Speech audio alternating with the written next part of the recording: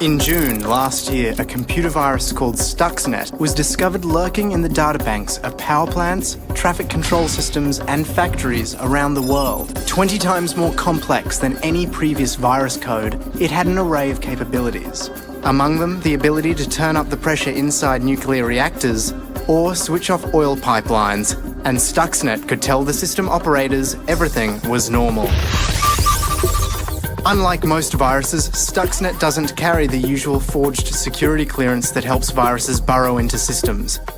It actually had a real clearance, stolen from one of the most reputable computer technology companies in the world. It exploited security gaps that system creators are unaware of. These holes are known as 0 days, and the most successful viruses exploit them. The details of a 0 day can be sold on the black market for $100,000.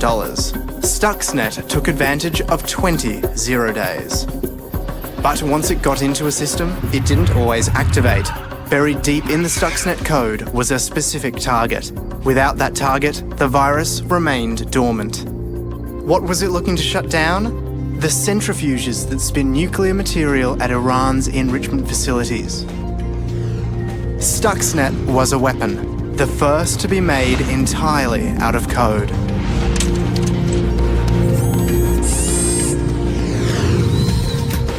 The Washington-based Institute for Science and International Security says the virus may have shut down 1,000 centrifuges at Natanz, Iran's main enrichment facility, last year.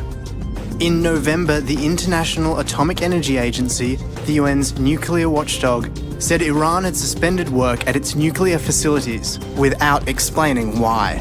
Many observers credited Stuxnet. Last month, the Iranian government conceded the virus's infection of the Bashir nuclear facility, still under construction, meant that switching the plant on could lead to a national electricity blackout. Iran has responded to the attack with an open call for hackers to join the Iranian Revolutionary Guard and has reportedly amassed the second largest online army in the world. So who was behind Stuxnet? There's no evidence beyond rumor. Some have it that Israel is responsible because the virus code apparently contains references to the Hebrew Bible. Others believe the US was involved in the testing and development. The finger has even been pointed at Siemens mobile phone company, whose software is used by the Iranian regime. The most important question may not be who designed it, but who will redesign it.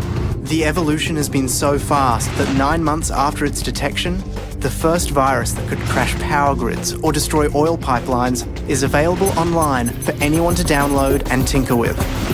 You can watch people on YouTube pulling Stuxnet apart. It's an open source weapon. And there's no way of knowing who will use it or what they will use it for.